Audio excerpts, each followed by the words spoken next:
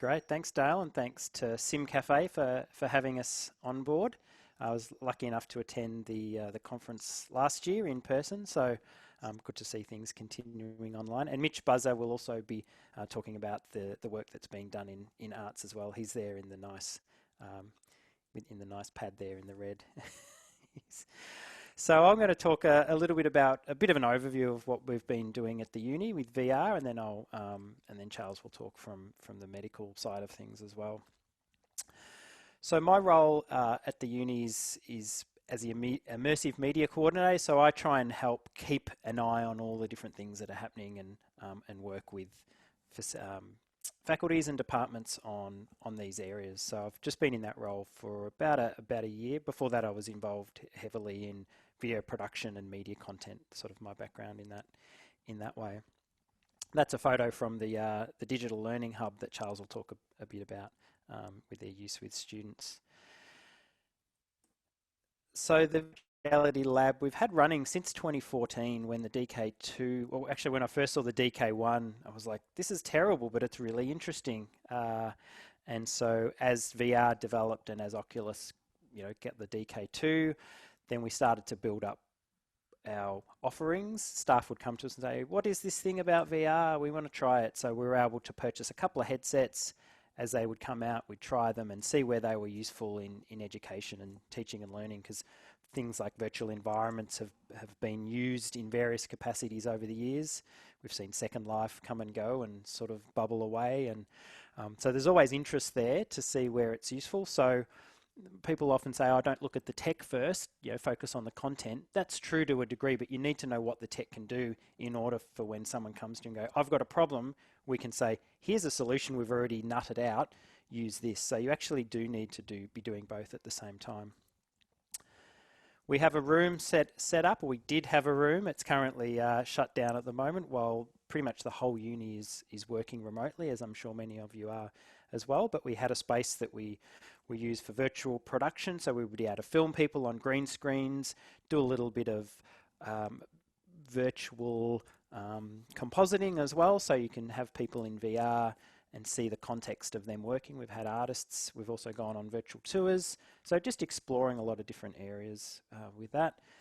Some VR artists we've had come in and work with us as well on different videos. One of the first implementations we did into a class situation with biology back in 2016, I believe, there was a first year class with about 2,000 students, and they'd seen a simulation of, it was called the Body VR, and it was an experience that students got to go through the human body and see what it was like. And the first year coordinator was like, this is amazing, can we somehow bring it in? So at the time there was no Oculus Quest, so we bought a few VR laptops, got a few Oculus Rifts in, and students would go through that experience. It was 5 minutes each, but they were able to get through probably about 600 or 700 students over the period of a semester. They since bought 10 Oculus Go headsets because it worked on there, so they were able to get more students through. So the students, like 97% of them said it was really engaging, really interesting, and it complemented what their practical studies were like as well. Another area of research that I've been working in is with music therapy and VR. So we had music therapists come to us a few years ago and say, can we sing online? Is that possible? Because I've got these spinal cord injury patients who it's difficult to get together into a room to sing. So we said, we'll look into it, and 6 years later we're still working on it, and I'm now actually studying that area as well. It's something I'm really interested in playing music in a virtual environment. And so that's something that we'll continue working on as well. Going back a little bit, just in terms of VR, I've been lucky enough to go to a few conferences, went to Oculus Connect a few times, saw some of the original VR headsets VPL did. The iPhone, which I was quite impressed by, was actually released in the early 90s. So not dissimilar in terms of the actual headset, but VR back then was very much about haptics and gloves as well, which we've still really yet to see the gloves come back into the mainstream, but always interested to see where research is going. We've got hand tracking now on the Quest, so it's still kind of early days, but all these things have been looked at for a long time. And of course, when Facebook bought Oculus back in 2014, that caused a huge wave, but it also spurred a huge amount of development, and the money that they've poured in has shown that the headset, it's amazing for what it can do. There's pros and cons, of course, with Facebook owning Oculus. But the focus really for Facebook has been on entertainment and games, and very little, say, on music and other areas. So I'm sure many of you are kind of interested in, the use cases beyond gaming, but gaming's sort of a gateway, and it's helped to fund a lot of these other activities that are going on. VR esports is a thing. There's some pretty amazing multiplayer games that we're seeing. This one was Echo Arena, where they're jumping up and down and they're getting involved. So people who would say, "Oh, VR's, you're just sitting in front of a computer," and it's actually not. These people are getting into it. So I love using the Oculus Quest for sports, for fitness. I play VR boxing games, and 5 minutes is like a little energy pill. You can just get into it. So from an engagement point of view, VR is a really good entry into a lot of subject. So especially at uni, everyone's quite interested in doing it. We've got a few old VR headsets kicking around the uni. Things have changed a lot since then. It's cheaper, the fidelity is a lot better, but it's still difficult to scale up in a tertiary institution, especially with COVID now, and we'll talk a bit about towards later, where sharing headsets is a problem. So until it becomes like a phone, I mean, the headsets are cheaper than an iPhone, for example, but they can't do everything an iPhone can, so there's still a value issue there. We've been involved in VR for conferences. We've seen all these conferences go online now. Is VR good for a conference if you're just doing PowerPoint presentations? Not really, but there's other aspects that are useful for doing in VR. Social VR is good. You can have breakout rooms, and your avatar can move around and go to places. So there's things that are useful, but you've always got to think about, do I really need to be in VR, or do I need to be in Zoom? But with the lack of physical contact that we've got now, VR is actually not a bad replacement in certain contexts as well. And the area that I'm now focused in with the music side of things is, how is VR good for singing? Does it provide a good alternative over video conferencing? So, could Sim Cafe be in VR? It could, but is it accessible? Is it useful for a lot of people? Maybe, maybe not. It depends what you're doing. But what we really like using at the uni, we've started to explore this further, is Mozilla Hubs, which is it's a browser-based virtual environment which allows you to enter a virtual world either in 2D or in VR. So you can have hand controllers, you can create objects. We've got a virtual Melbourne Uni site that we've been testing out, where you can view 3D objects. So anything that's easy to get into is always going to get traction. One of the big challenges, of course, is with building things in 3D. We've got lots of 3D objects, but a huge amount of triangles. How do you get them into a virtual environment that runs on the Quest? So it's compressed. Huge challenges, because Melbourne Uni is not traditionally focused on gaming and teaching gaming. So we're sort of behind the 8 ball, we feel, in terms of getting up to speed with where that's at. But certainly something that we're working on, and the things that we've had to focus on is looking to keep production in-house, build up skills. That's one of the big challenges. Licensing content. We haven't had to do that too much. There's a lot of content that's out there that's for free, so we'll use what we can, certainly from an off-the-shelf perspective. This is the launch of the digital learning hub that Charles will talk about. Back then it was the virtual reality learning studio. Back when we could all be so close, it's sort of weird to see these photos now. That consisted of quite a lot of units, and they were really the first department in the uni to really go hard into looking at VR, and Charles really led that area and saying, this is something that's really engaging and useful for the students.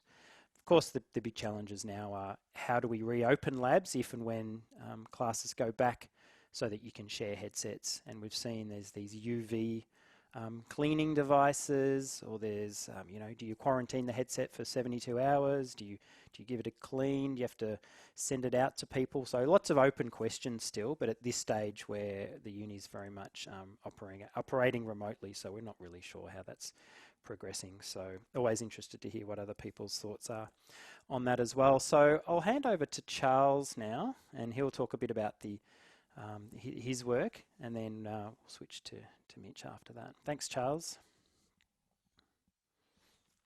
You're on mute, Charles. Oh, Okay, yeah. there we go. I love how on Zoom the interface sort of jumps all over the place. You never quite know where it's going to be next. So thanks for that, Ben. I'll talk to you a little bit about the Digital Learning Hub broadly, but only quite briefly, because I know we're here to talk about VR, and then talk to you about some of the activities that we've been doing in VR within that space. So before I get started, I just want to give credit to my colleagues, Jairus Baun from the Digital Learning Hub, who is currently in Adelaide, actually just had to cross the border. That was dramatic. He's our 3D animator and also sort of my chief of operations in the Digital Learning Hub, and Keenan Hellier, who is a absolute savant with tech and tech development, who's my lead programmer, both using Unity and now more so using JavaScript for developing an online adaptive learning platform. So that's very exciting. The DLH, if you Google digital learning ecosystem, you get the phone book back. But what we've put together for the DLH is sort of a 5-spoked approach, collectively underpinned by the principle of students and academics being collaborators and co-creators of their educational experience, so that they're actually part of and contributing to their learning community. And some of that is through getting students to develop things, tools that are actually used and deployed within our classes. And some of it is just getting them in and looking at the efficacy of digital learning tools. So we've spent a lot of time doing that. The 5 sort of spokes, I suppose, are one is just the pedagogy, to actually not tech for tech's sake, but tech that is enabling and enhancing education in ways that we can't do so without that technology. Another, of course, is the infrastructure. We have quite a lot of tech within the Digital Learning Hub, the physical space now. We started with 2 Oculus Rift CV1s, then expanded to 16, and now we have, we're expecting to have, we've bought and are just waiting on them to be delivered, 40 Oculus Quest untethered headsets as well. So we've expanded well into that space, as well as other things like sector tables, which are these huge touch screens for doing virtual dissections in anatomy, and a range of tools like that. Engagement with the learning community. We do a lot of development of our own content, as well as curation of current content. And this support and development for digital literacy is a really important one. So educating both academics and students alike to empower them to engage more and develop their own digital tools. So that's sort of our philosophy within the Digital Learning Hub. We have a lot of development projects that we're working on, and I'll focus on a few of them here today. One of them is a virtual reality human heart, which we developed ourselves. So I should say, by matter of introduction, that I'm 60% an academic in the Department of Physiology and 40% the Director of Digital Learning for the School of Biomedical Sciences. So I have my feet in a few camps. Another is the development of a virtual reality knee and knee exam from anatomy that I'll talk to you about. But we've done a variety of other projects that we have on the trot. But those are our primary virtual reality ones that we're building ourselves. So I wanted to talk to you a little bit about the virtual reality heart. So this is something that we've developed locally, and it's not the first VR heart to be out there. But as a physiologist, I look at some of the other ones and they make me cringe a bit. So where we took this one was to make sure that it's a clinically accurate model in collaboration with cardiologists from the Royal Melbourne Hospital. Now, from a teaching perspective, where a VR heart is really effective is in that quote unquote 4D space. So we can have a plastic model or a dissected heart that we can investigate, but it doesn't beat. We can't actually get a sense of that heart in motion in 3 dimensions. We can have a video of a beating heart, but again, it doesn't give us that spatial sense or the ability to really maneuver it around and investigate it. So VR is really the only way that we can actually do this. And that's why we pursued this project as a VR. We started building this, Jairus did, for online modules. And we sort of said, you know what I'd really like to do is reach out and grab that heart. And so birthed all of this stuff that I'm talking about today. And Jairus and I really haven't slept since. The model is really handy because it's a scaffolded approach. So we have modules, guided learning modules from cardiac basics, cardiac anatomy, ECG, etc. We're still developing a lot of these now, but all based on the same module, and then just writing learning tools around it, coupled with voiceover in interactive elements. So we can make it quite interactive, which is what we've really focused on. And what I can show you here, because if we were all present, I'd say reach under your chair and pull out the Oculus Quest. But what I will show you instead is a desktop version that we've been building in parallel, so you can sort of get a sense of what we've been developing here. I hope everybody can see that all right. Yep. Yeah. Good. So here's the heart. We're commissioning somebody to give us a photorealistic skin for it. But a really nice part about this is that you can make bits clear and visualize what's happening inside the heart as well with the valves. You can make it big, you can speed it up or slow it down to really be able to investigate how all these changes are occurring. And I use this, even this flat screen model, as a means of teaching my students, look how the ventricles contract. They're pulling down towards the apex, they're squeezing, they're twisting. We can put grid lines on there so you can get a better sense of how the ventricles move. We have arrows that we've built in that show you how the blood flow actually works through the heart. So a lot of different things, and you can imagine this tool in VR where you go out and grab that heart, and even through the controller you can feel the vibrations of the heart beating in your hand. And not only that, but we have this embedded in a skeleton as well, so you can see how the heart is oriented in the chest, and a range of other tools. So students have really enjoyed that. I'll switch back to here. So this is just a little bit on the background of development, and I won't belabor the point because I frankly don't understand it. This is Jairus's world within Blender. This is what Ben was talking about earlier. This is for developing the 3D model itself and the animations. And that's what we use to develop the model. And then the actual interactive elements, the game elements, if you will, were built using Unity to deploy it. So that's sort of the VR heart, and I'll come back and talk to you a little bit about, we moved a lot of students through there, and I'll come back and talk about that in just a minute. But there are some other great projects that we've done and having students through in VR, and Mitch will certainly recognize this one on the top left. This is the project we did with ancient Egyptian studies students. And this is the tomb of Nefertari. And the tomb of Nefertari is no longer accessible in real life. They've closed it off because of damage that was happening to it. And the only way to actually investigate it now is through VR. So we had these ancient Egyptian studies students come through, and the tomb is completely replicated in VR, and you can move through it and you can read the walls. And when we first set this project up, we spoke to the subject coordinator, Brent Davis, and said, look, we tried this out. It's a cool little program, but 5 minutes worth tops. What do you want us to do for the rest of it? And he responded with a classic line of, no, these are third-year students. They'll be reading the walls. And they, in fact, were. And we had to kick them out after about an hour and a half or 2 hours. They were just in there reading the hieroglyphs. Somebody found some annotations in a corner in a different language. I can never remember what it's called, but it was the informal language at the time, that were carpenter's notes saying this brick should be cut at this dimensions and put at this angle. It was really fascinating to watch them work through that, and that's been a really successful and well-received activity with the students. Another one that we did, I'm a physiologist at heart, so I love to challenge the body in various ways. And I was tired of running exercise pracs all the time, which is the thing we always do. And I said, what else can we do? So we found this program called Ritchie's Plank Experience. And I don't know if anybody else out there has ever tried this, but effectively what it is you get in a virtual lift and it takes you up 80 stories or something like that. And the door is open and you have nothing but a plank to walk out on.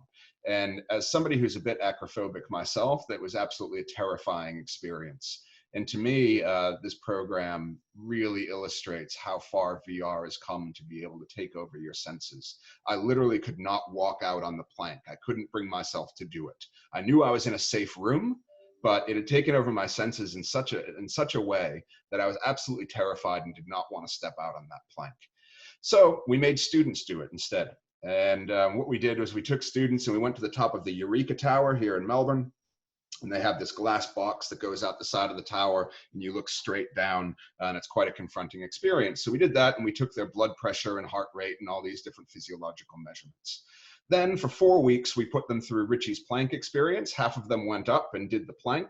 The other half stayed on the ground, didn't go in the virtual lift. We called it Ritchie's Footpath Experience. It wasn't as exciting.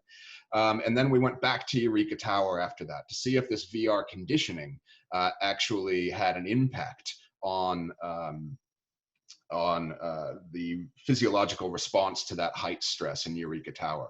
And in fact, it did. The VR group that had gone up on the plank, it was chalk and cheese, had a significantly reduced fear response or stress response to that height challenge after the conditioning in VR. And another thing here that was really quite interesting is that when we took them up to Eureka Tower for the first time, the increase in heart rate was about, I'll say, 30 beats per minute. Which is a mild to moderate physiological effect from that height stress. The first time they did Ritchie's plank experience, the increase in heart rate was an average of 50 beats per minute. So they actually had a stronger response to the virtual reality program than they had to the real life height challenge. So that was an exciting project we did. And another one that's actually been our bread and butter here is a repurposed party game called Keep Talking and Nobody Explodes. And we've repurposed this for a group work and team building activity. And what it is that one person in VR has a bomb that they need to disarm by solving a series of puzzles. And you can see sort of what the bomb looks like there on the flat screen. Their friends in their group, not in VR, have the manual on how to solve those puzzles to disarm the bomb. So basically what happens is they can't see this screen. The person in VR has to communicate what they see to their group mates, and the people in their group have to then interpret how to solve these puzzles using the manual and communicate that back to the person in VR. And we tried this once just in our teaching team one afternoon on Friday, and we found ourselves using and developing all of these really essential communication skills that we ask of our students to do all the time. Clear and succinct communication, prioritizing, and sort of triaging things that need to be done, assigning expertise to different members. We found ourselves stepping out of VR and say, wait, we're not doing well in this puzzle. How can we communicate this better and solve it? So there may have also been a bottle of whiskey involved that evening, but it got harder as the whiskey drained. What we figured, though, is that we could take this and implement it in any group project that we have that goes over the course of semester for our students. So now this heads off any group project that we have that goes all semester. We do this as an icebreaker activity right at the beginning to get the group communicating with each other and understanding how they talk. And it's been very, very effective from that standpoint. Works very, very well. And I'm happy to share some more information. We couple it with another activity, that NASA moon landing thing. You've got 10 items and you need to prioritize them as part of a sort of group work package. Now, Ben mentioned things like scalability, and that's what Chancellery has always been saying. Charles, that's great, but you can't scale it. You can't scale it. And I say, okay, well, let's prove you wrong. So we developed this VR Heart program, and we got our first year biology students through it. Now we're talking about classes in the neighborhood of 1,600 students within the class. So these are not large cohorts, they're mega cohorts. And what we did is said, well, there's no mystery to it here. We'll simply divide up. The heart activity takes about 30 minutes. We had 16 headsets at the time. We'll get them to sign up to 30-minute sessions every day. That means we can fit 16 sessions in per day. And that gave us a total of 256 students per day that we could move through. And we moved all these students through in about a week and a half. Doing this activity. It went smooth as silk. We designed a little 2-minute video at the beginning that they all watched that gave some health and safety, how to get started with the headset and what to do. And then we built a tutorial into the VR program itself so that as soon as the headset went on, the headset took over from the teaching from there, and they went right through, and it worked very, very well. These numbers are based on, now we have 8 more setups that we can use, so those numbers have increased and our capacity has increased. But there was no mystery to doing this. We do the same with practical classes in large numbers, simply divide them into smaller chunks and move them through progressively. For the Keep Talking activity, you can see that over here. This is one of our classes of 120 students. In groups of 6 working through that activity. And we had 120 students in the Digital Learning Hub for 60 to 90 minutes. And there was a cacophony in there, I will say, but that was sort of part of the challenge of that group work, is how do you make yourself heard over all the noise within there. So that was a lot of fun. I'm not going to belabor these points. I'm just going to go over them very quickly. But for those of you who like data, this was about the VR Heart activity. So this is an N of I don't remember, 1,900 students or something like that took an exit survey after the VR Heart. We asked them a bunch of questions just on a 5-point Likert scale. The questions were related to learning. So did it actually improve their learning? Could they identify what they were meant to learn? Were the outcomes clear? Authenticity, was this a real activity? Was it a waste of time? Was it just a gimmick, or was it an authentic learning task? Engagement, so did I find it fun? Did I find it engaging? And usability. And as you can see by the donut plots here on the right, these percentages represent students who agreed or strongly agreed on average across all the questions that we asked. And 93% of students either agreed or strongly agreed that it was a strong learning tool, 94% that it was authentic, 92% said it was engaging, and 91% agreed that it was a very usable and user-friendly environment to work through. I'll add on the side here, and we always get questions about this, out of all those students we moved through, we only had 4 students who actually felt a little bit off, perhaps a bit nauseous or lightheaded, and needed to stop the activity. That's 4 students out of 1,900 students that we moved through. Which I consider to be a very acceptable percentage. We get more than that in live dissection labs.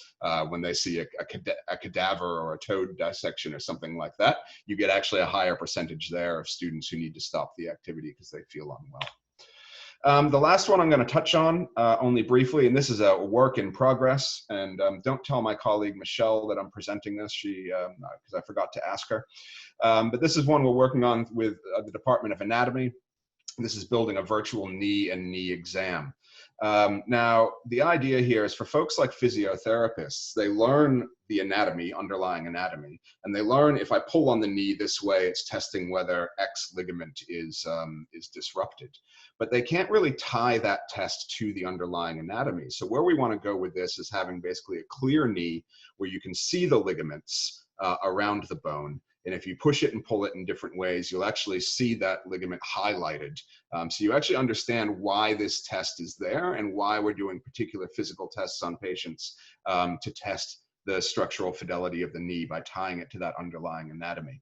Another really cool bit about this project is that we're actually scanning real human cadaveric bones in 3D, so that it's built on live scans, not 3D developed assets, which really not only makes the project faster to develop because we're using scans, but more authentic as well. So in conclusion, VR has a massive scope for the way that we can implement it. And I didn't even get into the way it's being used in language and mental health and all sorts of other things. And we're really only scratching the surface at this point on how we can use it. I could talk all day about VR, but unfortunately I don't have all day, nor do you, so I'll leave it there. If you want more information or get in touch with us, here's some links to our website and our email address and a QR code there. And thank you all very much for your time. Great, thanks, Charles. That's excellent. While Mitch is setting up his bit, is there any questions for Charles before he runs off about the lab or anything? I can see some info about, do you have a VR activity applied in surgery? That's one of the issues with surgery right now. We presented at the or had a workshop at the University of Melbourne Med Student Conference, which they hold every year, and there was sort of an immersive VR aspect there. There are sort of, I'd call them mixed reality tools with a VR headset coupled with something that gives you haptic feedback. Because the main problem, as Ben alluded to earlier, is that you don't get that haptic feedback through VR at the moment. So it is an issue. So they'd have, simulated the robot controls or something like that tied to VR so that you had almost a mixed experience to be able to do that. They have virtual dissections and they have virtual surgery applications. I haven't tried them myself. But it makes a lot of sense to be doing that sort of thing in VR in a safe and consequence-free environment before moving on to, my pancreas, which would be, preferable to me. Another thing that's quite effective too. So my partner is a medico and went through medical school recently. So I've heard all the things that were quite challenging for her. One of them was the first time she actually had to go into theater. There's a lot of intimidating things around theater. What's the sterile field? Who are all these people? How do I scrub in? I thought even by creating something that was just a 360 video that you could do in VR that said, you know, this is what you can expect when you go into the operating theater for the first time. This is what we mean by the sterile field.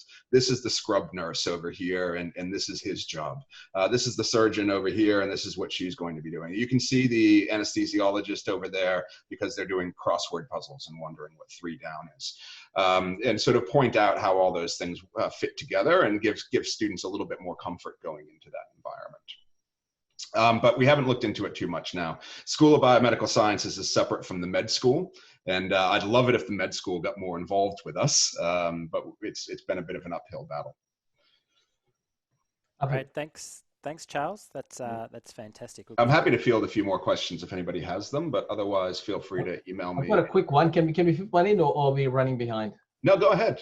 Right, very quick one. So I think what you just sort of demonstrated and the whole value proposition is absolutely phenomenal. You know, it's sort of taking knowledge and verifying it and turning it into wisdom in a sense, because you actually are able to apply this in a more immersive sense.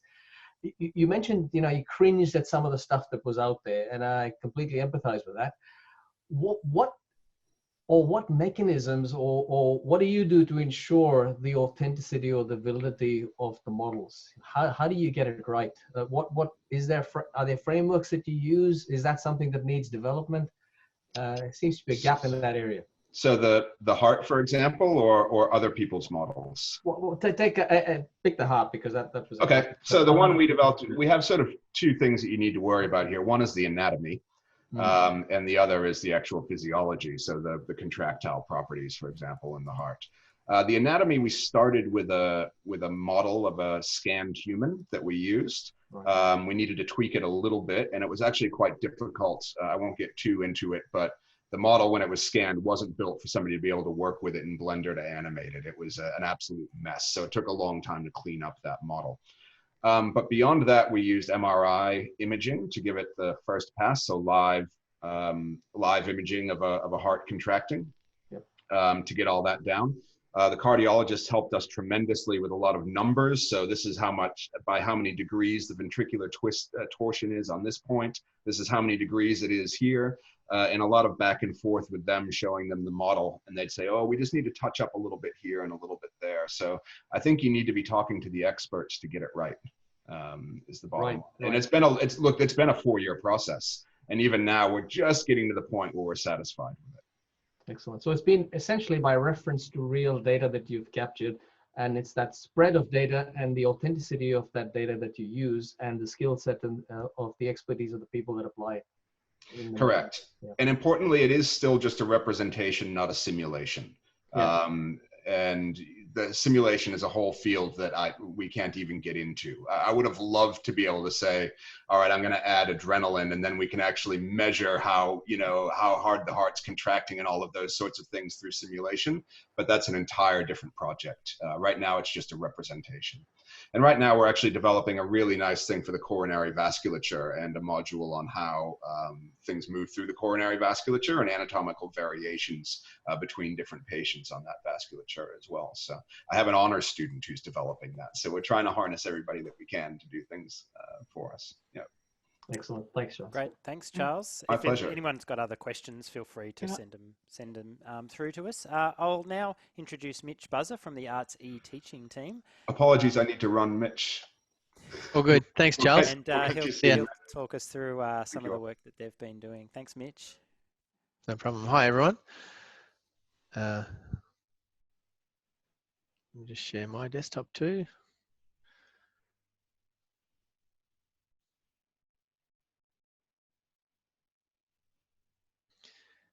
So just really briefly, our e-teaching unit is made up of these 4 core people. There's Meredith, who manages us, and she's also a producer, and I look after digital production, but also the LMS rep for our faculty. So that means, how do we put a lot of this digital production work into our teaching?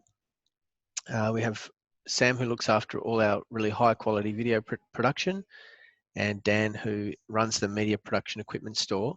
But all of us come together for various types of training for staff, and sometimes also for students as well. And I'm just going to run you through a few of the projects that we were we're involved in, and some of the other things that are on our horizon too. So our focus is actually always on things that are quite doable. So we've tried to exploit 360 video and some of the simple tools rather than get right into producing a lot of models and a lot of scans. That is actually happening, but it's not what we're focusing on, because we tend to focus on things that can happen in the classroom, and then some things that are a bit faster turnaround. This is a project which goes alongside the journey to the Nefertari experience that Charles mentioned before. And so it was developed as a companion piece, I guess, and there's a few parts to it. What we did first of all was discover how we can make something called an Egyptian stele. It's essentially what you can see there. It looks like a tombstone, but it was really just a sort of a commemorative marker, but had hieroglyphics all over it. It was really one of the most common hieroglyphics, hieroglyphically laden objects of that period. We developed a method to make one really quickly in a sort of an open source manner, just from a JPEG. And so we created a initial set of 50 of them, and the idea was to then produce some kind of walkthrough library. So the students really responded well to that Nefertari experience, and this was intended so that they could have another VR companion piece, something that they could spend a bit of time with, but also something that they could access from home, just to read these models. Now, the idea is that we made something which we hope is extensible too. So as we build out this set to, potentially thousands and thousands of these items over time, we'll be able to swap them in. We'll be able to classify them. So we'll be able to pull up a set which is, all from the Middle Kingdom or all from the late dynasty, and then focus in on different periods as required. I should mention too, that's a co-production with Charles's group, because he mentioned Keenan and Jarvis as his production team there, and they're amazing people to work with. They're really, really pro. Here's another one that we just finished recently, and up in the corner there, I'm just putting little JPEGs of the type of softwares and hardwares that we were using. Our area, I guess, is just trying to exploit anything and everything that we can. So we're not really focusing on just Unity production or just, say, Mozilla hubs or anything like that. We're trying to keep it really broad and flexible. This one was produced with 3D Vista, which was a sort of a co-production too with Learning Environments, Ben's group. So the idea of this was that we drew together some existing footage. There was some new footage created, and it was a real mixed bag actually of quality. But the idea was that we were trying to draw it into one cohesive unit and make this somewhat of a mini documentary, I guess, called Who is Nature? And it underpins two subjects by Adrian Hearn. And they're about Latin American studies broadly, but one of them is in political sciences and one of them is in Spanish language and culture. So they had two different meanings and they had two different contexts, but it was the same item. And essentially the students would go into this world, watch a kind of an experience of life in various South American settings, so Mexico, Cuba. There was also Cuban festival on the Gold Coast. There was also an Australian Indigenous aspect there. So there was a real weaving together of some different ideas. And essentially it's used as a discussion jumping off point. So very late in the semester, they'll finish up with this viewing, a critical viewing, a critical discussion after this viewing. And they'll have a lot to talk about because they've, rather than just watching a series of videos, they've had a chance to look around and explore and discover some different places and faces.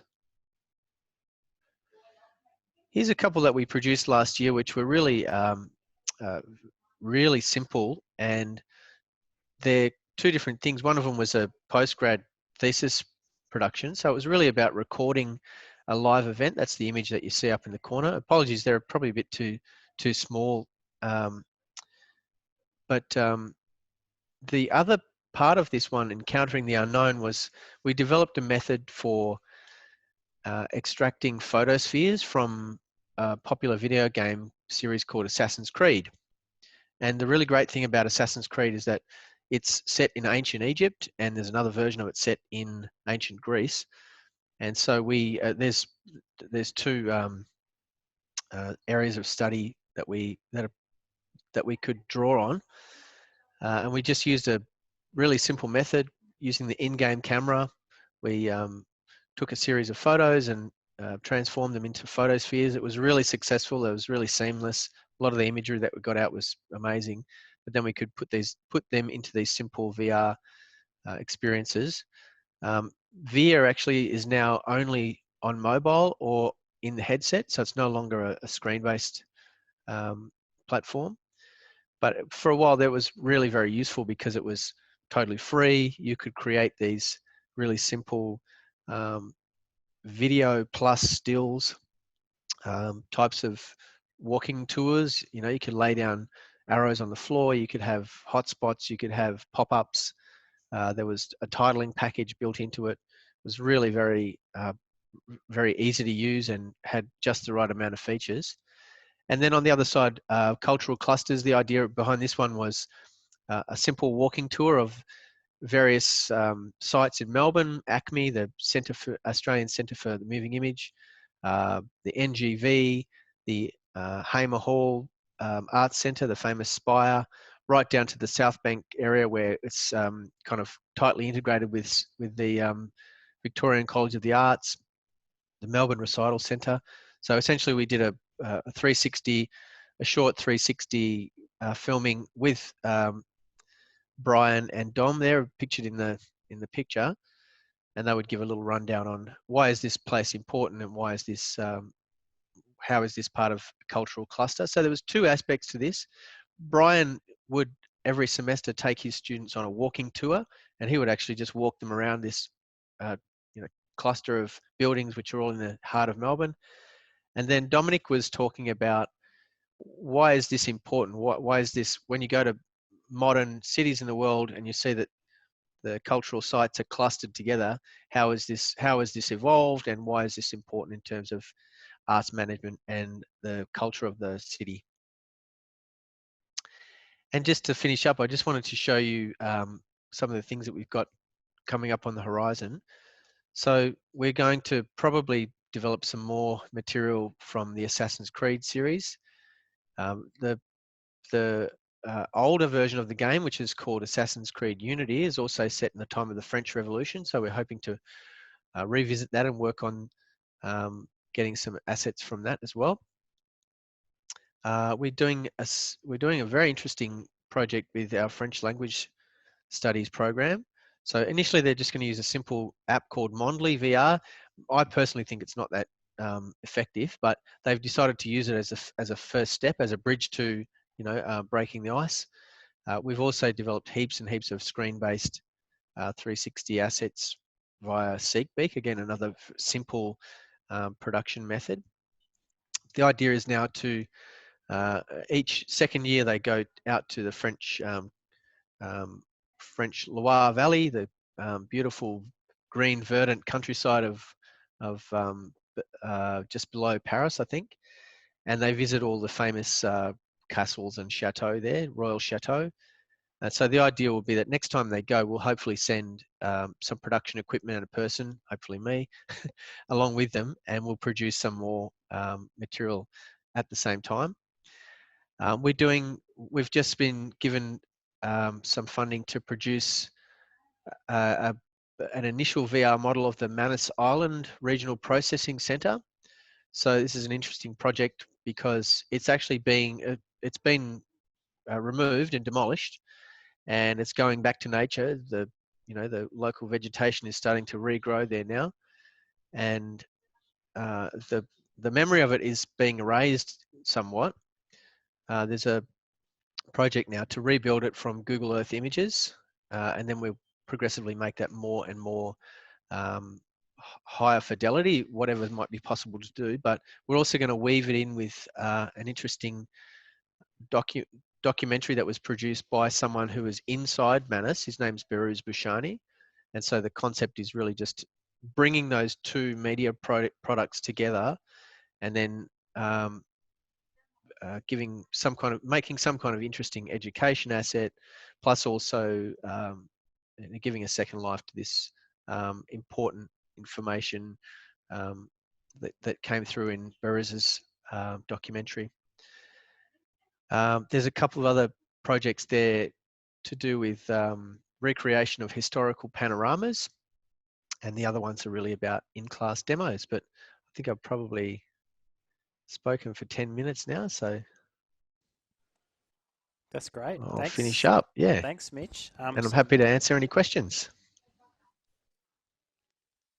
So while people are looking to answer a question, I'm interested, obviously, in the Assassin's Creed one was an interesting one, because kind of how it works now is we wait and see what Assassin's Creed game gets released, and then we start using it. So it sort of works in reverse. But Ubisoft were really positive, and they've made versions of Assassin's Creed that take out all the fighting and the use of that content in class they completely approved of. So we find that the computer gaming industry in general is actually really pro the reuse of content. I mean, you see that happening with YouTubers a lot. They kind of will put it out there to say, yes, you can reuse all this stuff. You don't have to ask us. So that's a really positive thing. I mean, I think if we can get 10% as good as what computer gaming kind of tech is doing, then we're onto a good thing. So being able to use that is useful, and everyone's been really positive about it too. So that's sort of a good thing. Now, seeing a few questions in here. One, Anita was asking, what other schools or faculties are using VR for teaching at Uni Melb? I guess there's quite a few. I mean, not only you've seen with arts, with the e-teaching area, we've got our Melbourne School of Design. I would have invited more people. If we had 3 hours, we'd go through every faculty. So School of Design, Architecture are definitely exploring students using game engines to render out their 3D models. We've got Vet Science. Stuart Barber in Vet Science is doing amazing work with 360 video, doing virtual farm tours. So the work he's doing now, especially with COVID, has been fantastic. He's been documenting farms for the last couple of years and how they change over time. So yeah, there's definitely a lot of activity there. Was there any other questions for Mitch or anyone else from anyone?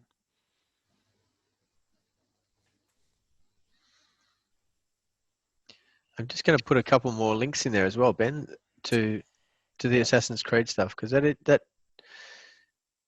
tends to catch people's imagination. Yeah, because definitely. They usually recognise that video game series. So there's another question. Oh, sorry.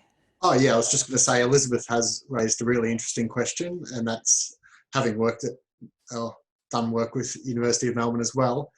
Is there any move to build cross-faculty awareness of VR at University of Melbourne?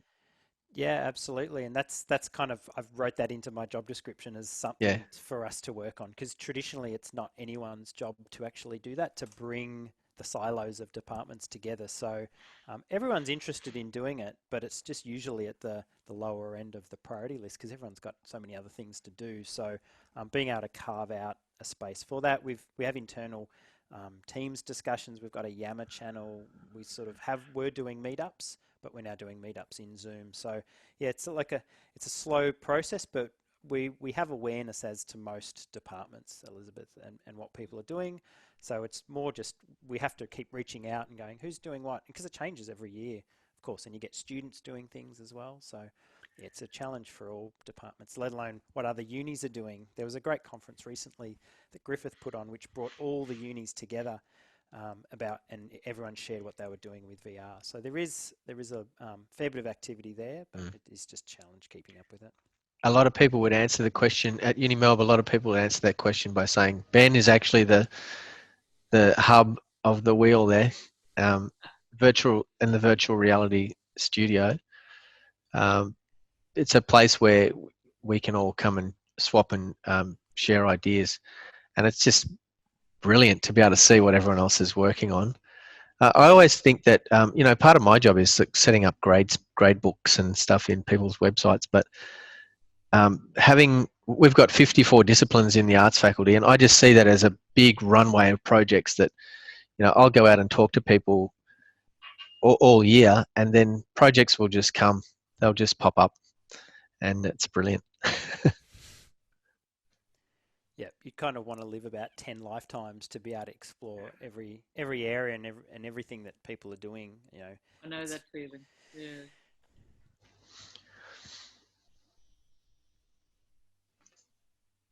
So Dale, because I know you've done some stuff with the uni as well. What's been your experience with doing things at the uni?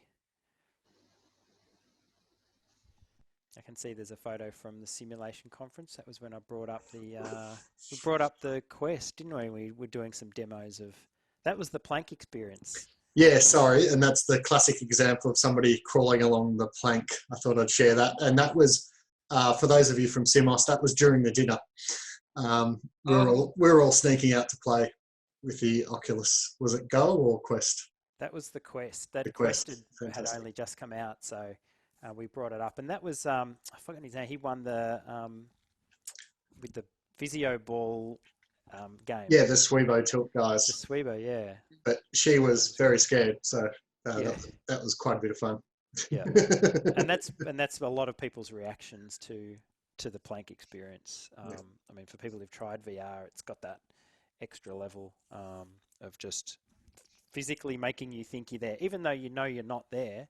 I think presence is a percentage thing. It's not like I'm here or I'm there. We can be in multiple places at once. Humans are great at that. It's like when you're dreaming, you're kind of half asleep. You're in bed, but you're also half there. So VR just it helps that, or it kind of gives you that sense as well. So that's why I find it endlessly fascinating. Yeah. And my own experience at University of Melbourne is it has a good reputation for a reason. And I think the presentation today has really shown that. There's some amazing people there doing some amazing work. And, you do have the resources, fortunately. But I think that the most powerful resource at the University of Melbourne is the people that are there. It's just an incredible bunch of people that are all at the top of their game, as you three were today. So thank you. Yeah, that was great. Thanks, guys. Great, thanks. That's not. Thanks for sharing that, Dale. I mean, we always think we're way behind. No matter kind of rankings. Most staff who work at the uni kind of don't really see much into rankings because it's this sort of weird thing. But as you said, it's all about the people. So latching onto the people who are enthusiastic about it, like Charles, as you saw, he was one of those academics that's like, yep, we're going fully into this. When we recognise people who are like that, we're like, yep, let's pair up with these people. So at every place you've got the champions who will push a certain thinking and people who are kind of a bit more hesitant. So we're really just there to try and support academics and kind of bring that out of people as much as possible. But look, it's challenging no matter what institution. I mean, even at Melbourne Uni, resources are tight. So it's all relative, I think, because there's no money, especially now with COVID, $300 million shortfalls. So the thing is with VR, you don't actually need a lot of money. It's not a thing that you need $200,000 to build a computer lab. It's very much a Quest costs $650. And so it's really the development cost and the time and sort of the idea is this worth implementing? So the good thing is that it doesn't need a huge amount of money. So we can do a lot with sort of very little, which is, the VR lab didn't actually cost much at all. It's just the space. It's just getting a space to kind of set up in, which you kind of don't need anymore because a Quest can run anywhere. And I've got a feeling there's going to be a lot more free space at universities in the near future. Well, yeah, exactly. We're already taking over some old some labs because we're probably going to go back sooner rather than later to do filming work. And there's rooms that we've been eyeing off that we can go, it's not being used. Let's set up equipment in there. So there's pros and cons, but yeah, everything's really online now. Assessment, the whole bit. I would like to just, if we've got time, I would like to just ask a question of the group. Actually, there's a software that I was looking at called Grove XR, and if anyone's had any experience with it, I'd love to link up. What it does is it allows you to control a group of headsets, Oculus Quest or Oculus Go headsets, either in the one space or over the internet. So you're effectively curating the experience for the viewers, in our case for the students. But it purports anyway to solve that very unique problem of everyone having a solo experience. You can have a solo experience together, is what they claim. It also seems to break one of those golden rules, though, doesn't it? Of don't move people without them moving themselves in VR type. Yeah. That'd be very interesting, because that is a challenge with VR, isn't it? That you either need an external screen for every user, or okay. Yeah, I think that idea that people could put the headset on and then just float away. We've seen that in action in some of our sessions where you give the students, a bunch of Oculus Goes, and very quickly they've found the roller coaster 360 videos, and what were they supposed to be watching, or something much more prosaic in their minds, I guess. But you've got to keep them on track, because you've only got them for 90-minute session or something. You've got to try and have a method for keeping them on track. And it was the same when we used to do work in virtual worlds. You'd turn around and somebody's dancing around on a horse or something stupid when they're meant to be doing construction activities. So I think it's part of new technologies, isn't it? With freedom comes responsibility, or something like that. That's definitely the fun stuff, though. But in terms of the responsibility, just not making students sick or staff sick is our key one. I get really sick in VR. I can't watch 360 video for more than a couple of minutes, so that's always at the forefront of our plan. Oh, so you're the right person to have in charge then.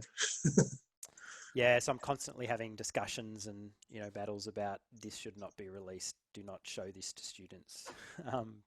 Some people who I've met who are in the area just don't have vestibular issues. They can do the roller coasters, and I've had to say literally stop showing that to people because people are getting sick. So it's just awareness of that is really important, and it's a battle we'll keep facing as VR gets more and more mainstream. Just it's a best practices thing. So yeah, we definitely try and push that as much as possible. Are you not going to try the new Iron Man game, Ben?